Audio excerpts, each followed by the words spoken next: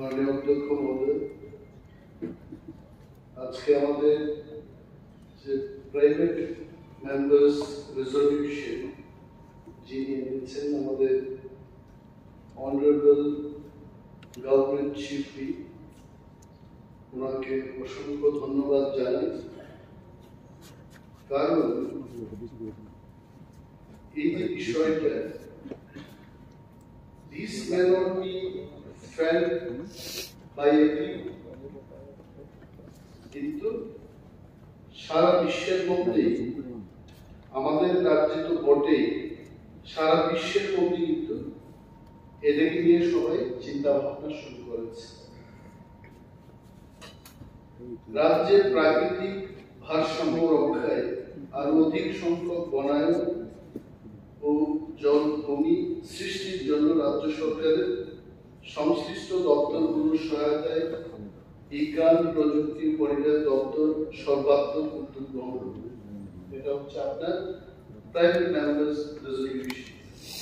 আসলে এই রেজলিউশনটা although it has been sent to Science and Technology Ministry, এটা মূলত mostly Forest Department and maximum data what I am going to speak এটা কিন্তু forest দপ্তর থেকে এসেছে। এবং আগামী যদি আমরা রাজ্যেও ফরেস্ট মিনিস্ট্রির সাথে ইউনিয়ন মিনিস্ট্রির মতো যদি environment forest and climate change বলে এই দপ্তরটা যদি করা যায়, দেন গভর্নমেন্ট অফ ইন্ডিয়ার সাথে রাজ্যের আমাদের এই দপ্তরটা সিনক্রোনাইজেশন থাকে। তো that also I think we can think in that line. তো এই প্রশ্নটা এসছে, and I am lucky that I am also the Minister for Forest Department. তো সহজেই সবকিছু ডেটাগুলো সংগ্রহ করতে আমার পক্ষে সুবিধা হয়েছে।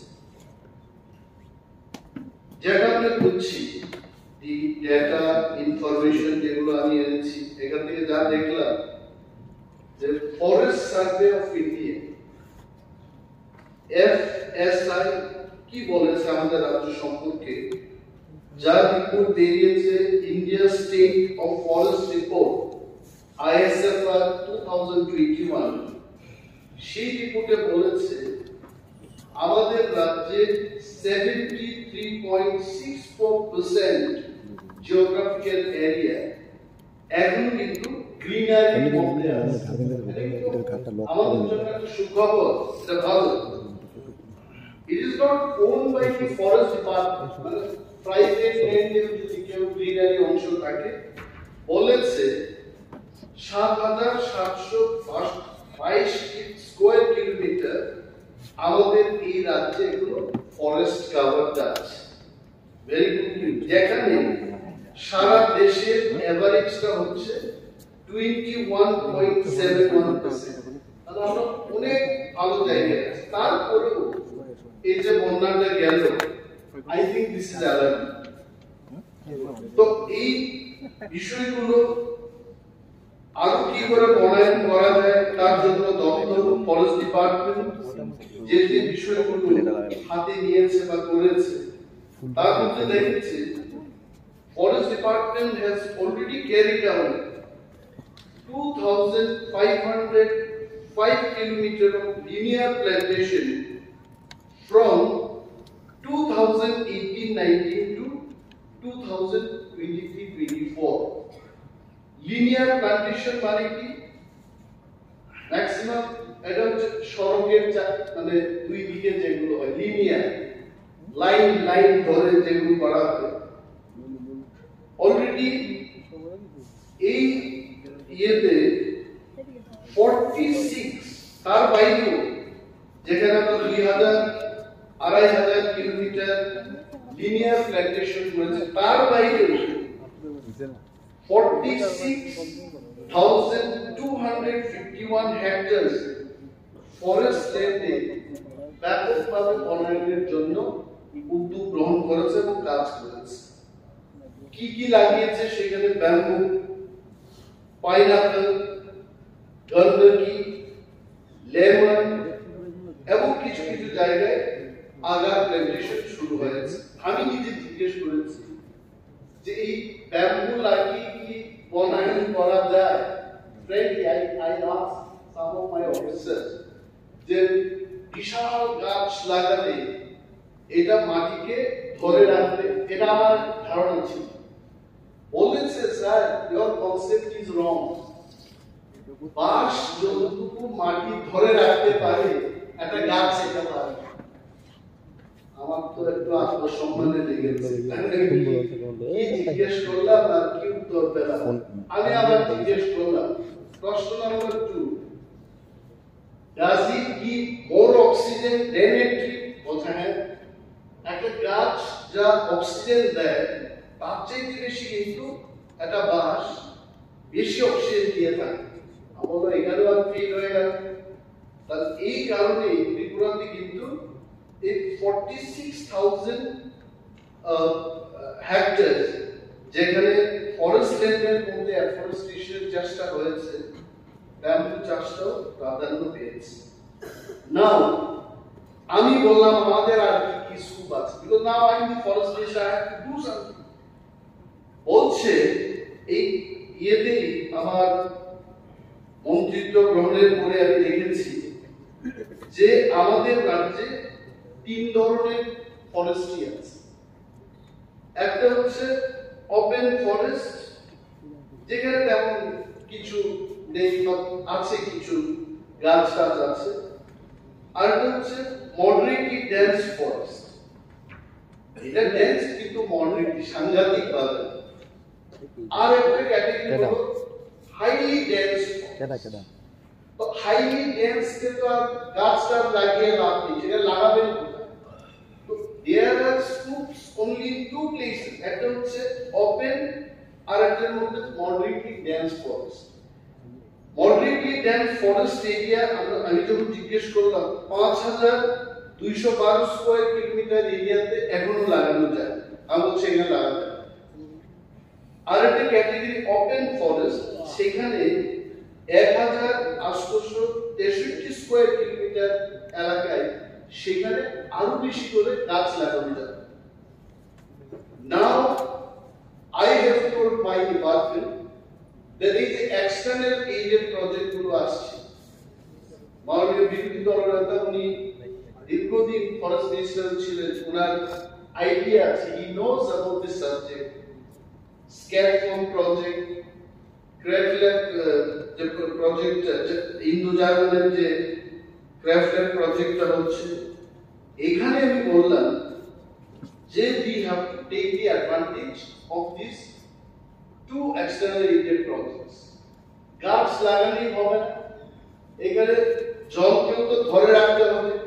এই যে ফ্লাডটা হচ্ছে কেন হচ্ছে সেই জন্য আমি বললাম, এটা যখন দপ্তরটা চালাতে হয় যে you question, you get the answer, you think and you get the answer, এই করতে করতে এই লাস্ট 6 মান্থস আমার মনে হয় আমি কম্পিউটার সায়েন্স ব্যাকগ্রাউন্ডের লোক ছিলাম, আমি এটা বুঝতে শুরু করেছি। Now I started thinking about the গাছ, শিকড়, পাতা, কত প্রকার, কিভাবে কি করা যায়। My thinking started going to that direction. আমি ওনাদের বললাম যে ক্যাচমেন্ট এরিয়াটা এটা কেন ফ্লাড হচ্ছে। ফ্লাড হচ্ছে এটার কারণ হচ্ছে ক্যাচমেন্ট এরিয়া, যে এরিয়াটাতে গাছ থাকবে বা বিভিন্ন প্লান্টস থাকবে, এগুলো বৃষ্টির জলকে ধরে রাখার ক্ষমতা রাখে। এই ধরনের বহু ক্যাচমেন্ট এরিয়া আমাদের অন্যতম সদস্য এখানে সুদীপ রায় বর্মন মহোদয় এখানে নেই, উনি বলছিলেন যে বড়মুড়া হচ্ছে হাওড়া নদীর সোর্স, মানে বড়মুড়া পাহাড়ের অনেকগুলো জায়গা এগুলো হচ্ছে ক্যাচমেন্ট এরিয়া, এখানে গাছ কাটা হচ্ছে, then it can't absorb the rain water. এইগুলোকে আমি ডিপার্টমেন্টকে বলেছি যে we have to be very strong in this catchment area. এটা শুধু বড়মুড়াতে না, এটা লংতরাই করতে হবে, জাম্পুই হিলসে করতে হবে, বা 18 মুড়ার অন্যান্য অংশে যেমন খোয়াই কোমরপুরের দিকে আমাদের করতে হবে। এফপিইউ ফরেস্ট প্রোটেকশন ইউনিটকে আমাদের আরো শক্তিশালী করতে হবে। আমি হিসেব করে দেখেছি এটা সাধারণ মানুষ গিয়ে গার্ড দেবে, আর আমরা অনেক সময় বলি চলুন সবাই এটাকে দায়িত্ব নিয়ে আমরা কাজ করি। লেট মি টেল ইউ, দায়িত্ব নেওয়ার ক্ষেত্রে ওই মিড নাইটে গিয়ে সেটাকে কেউ পাহারা দেবে না। আমরা যাদেরকে বেতন দিয়ে সেখানে পাহারাদার বানাবো তারাই করবে। এন্ড ইন ফরেস্ট ডিপার্টমেন্ট তাদেরকে আমরা forest protection unit, forest guard থাকবে, ফরেস্টার থাকবে, রেঞ্জার থাকবে। আমি ক্যালকুলেট করে দেখেছি, after I got this private members resolution, আমি পিসিএফ এবং সিসিএফ দের ডেকে জিজ্ঞেস করলাম, বলুন আমাদের কতটা রেঞ্জ আছে এবং কেমন ধরনের এফপিইউ আছে। এইটাকে যদি গার্ড দিতে হয় নট লেস দেন 2 ব্যাটালিয়ন, অর্থাৎ প্রায় 2400 ফরেস্ট গার্ড ফরেস্টার যদি থাকে, আমাদের প্রেজেন্ট যে ফরেস্ট রিসোর্স, যেটা মাননীয় বিরোধী দলের কথা বলছিলেন যে যা আছে এটাকে রক্ষা করার টাকা দেওয়া হচ্ছে না, নতুন করে কন্ডিশন যা আছে এটাকে রক্ষা করার জন্য we need minimum 2 battalions of forest protection unit। এটা না হলে কিন্তু আমি যতই চিৎকার দিয়ে বলি আমি 1 সেকেন্ডের জন্য টলারেট করব না। 18টা পাহাড়ে এখন তো পাওয়ার শো নিয়ে ছাই করে 1 মিনিটের মধ্যে বড় বড় গাছ কেটে ফেলছে, এগুলো বন্ধ করা যাবে না।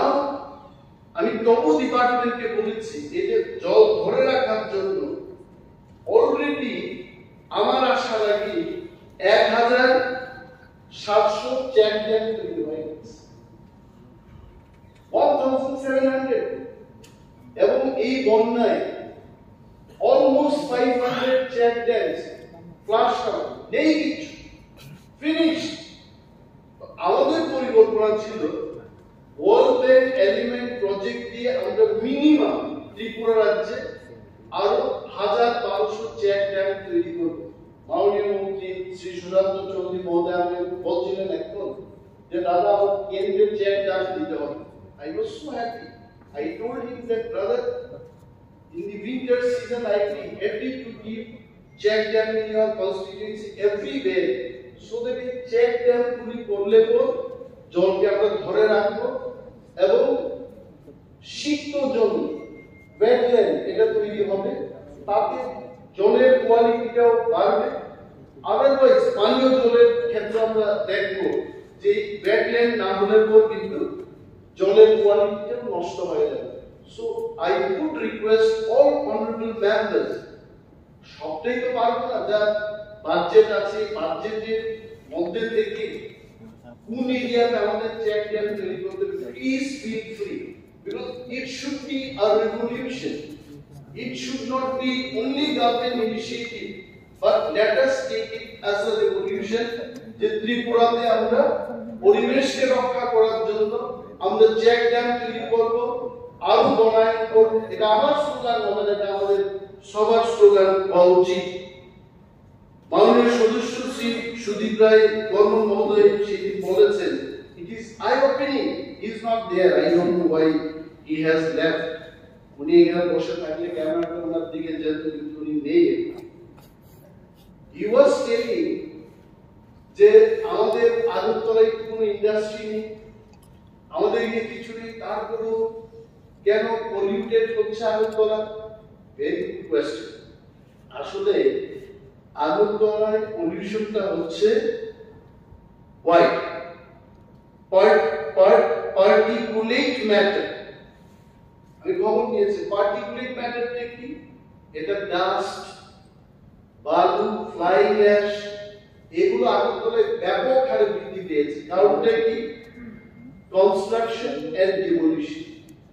আগরতলায় প্রচুর কনস্ট্রাকশন হচ্ছে, প্রচুর পুরনো বাড়ি এটা ভেঙে ফেলা হচ্ছে। সো দ্যাট ডাস্ট, এই যে ডাস্টটা বাতাসে হচ্ছে, this is one of the reasons why Agartala সিটিটা পলিউটেড হয়েছে। এবং এখানেও আমাদের সব ক্ষেত্রে আগরতলা মিউনিসিপাল কর্পোরেশন বা আমাদের সব যারা ডিপার্টমেন্টের লোক রয়েছেন, we should be very careful যে এগুলোকে কিভাবে থামানো যায়। আমি জিজ্ঞেস করলাম অফিসারদেরকে, বসলাম, বলছে স্যার এটা একটা উপায় হতে পারে যে রাস্তায় এভরিডে যদি আমরা জল স্প্রে করতে পারি বা যাই হচ্ছে তার চাইতে বেশি যদি ড্রাই সিজনে যদি রাস্তার মধ্যে আমরা জল স্প্রে করতে পারি, we can decrease the pollution in the city. আমি বললাম এছাড়া আমরা কি কি উদ্যোগ গ্রহণ করেছি রাজ্য সরকারের পক্ষ থেকে? Very good initiative was taken in the year 2014 এ সায়েন্স এন্ড টেকনোলজি ডিপার্টমেন্ট থেকে একটা সেল খোলা হলো, ক্লাইমেট চেঞ্জ সেল। এই সেলটা এইখানে যে আবহাওয়ার পরিবর্তন হচ্ছে এটাকে প্রতিরোধ করার জন্য বা এটাকে মোকাবেলা করার জন্য এই সেলটা কাজ করবে। এটা 2014 সালে শুরু হয়েছে, আবার নতুন করে 2023 সালে এটার একটা action plan, state action plan তৈরি হয়েছে, যেটা মাননীয় বিরোধী দলনেতা বলছিলেন যে এটা ফরেস্ট ডিপার্টমেন্টের বা সায়েন্স এন্ড টেকনোলজি ডিপার্টমেন্টের একা দায়িত্ব হতে পারে না। Is right. এবং আমি দেখেছি এই অ্যাকশন প্ল্যানে রুরাল ডেভেলপমেন্ট ডিপার্টমেন্টকে কি দায়িত্ব দেওয়া হয়েছে বা পিডব্লিউডি ডিপার্টমেন্টকে কি দায়িত্ব দেওয়া হয়েছে, আমাদের পার্লামেন্টারি অ্যাফেয়ার্স মিনিস্টারের যে দপ্তর পাওয়ার ডিপার্টমেন্ট, আপনার দপ্তরকে একটা দায়িত্ব দিয়েছে এখানে।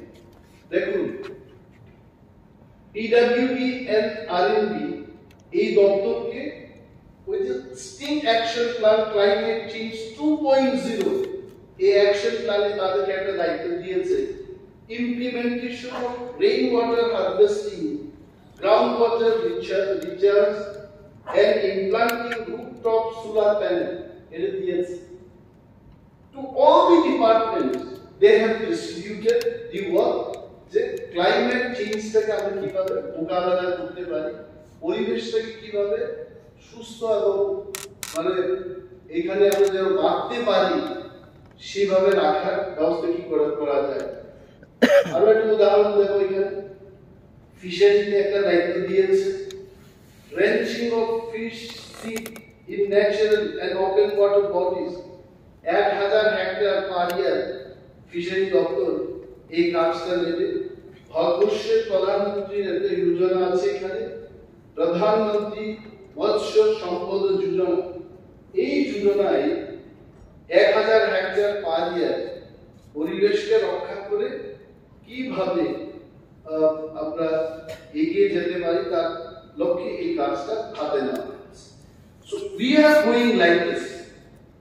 তারপর কি হচ্ছে, আমি একটা জিনিস বলছি এখানে, এই যে ফরেস্ট ডিপার্টমেন্ট কাজ করছে ফরেস্টেশনের জন্য, অ্যাফরেস্টেশনের জন্য, এইখানে আপনারা শুনেছেন যে জুলাই মাসে আমরা 5 লক্ষ গাছ লাগিয়েছি।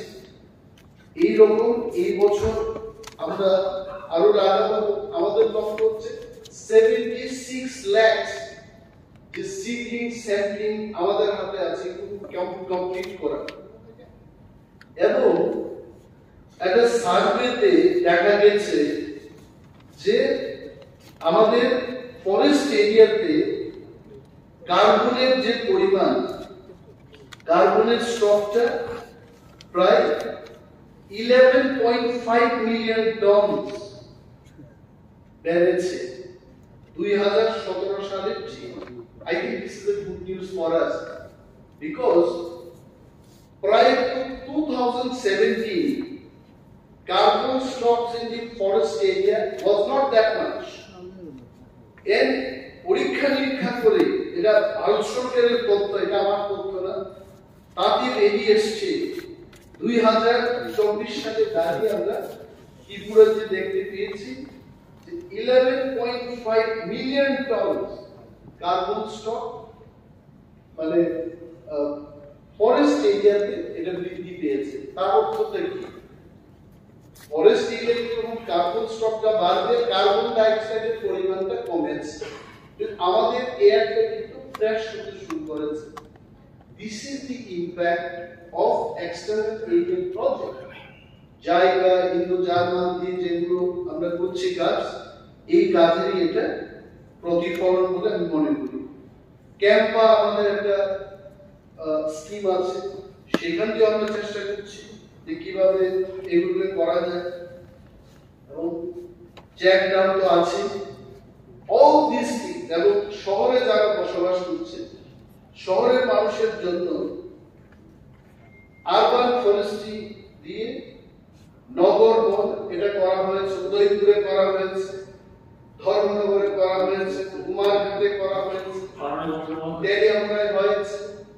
এইভাবে অনেকখানি করা হবে। আমি জানি সেখানে আমাদের চা খেতে হবে, একটা সুযোগ পেলাম বলে বললাম, আসলে চায়ের কথা আমি ভুলে গেছি। ঠিক আছে, আমি আর বলবো না, আরো অনেক বলার আছে, আরো বাংলাতেও লেখা আছে, দেখো না পরিষদীয় মন্ত্রী বলছেন হয়ে গেছে, মানে ঠিক আছে। এবং বিজ্ঞান এবং প্রযুক্তি দপ্তর আমরা লিড দেব, ফরেস্ট দপ্তর আমরা লিড দেব, রাজ্যের সমস্ত দপ্তর, মাননীয় মন্ত্রী মহোদয়গণ, বিধায়কগণ, বিধায়িকাগণ, আমরা সবাই মিলে পরিবেশকে রক্ষা করব।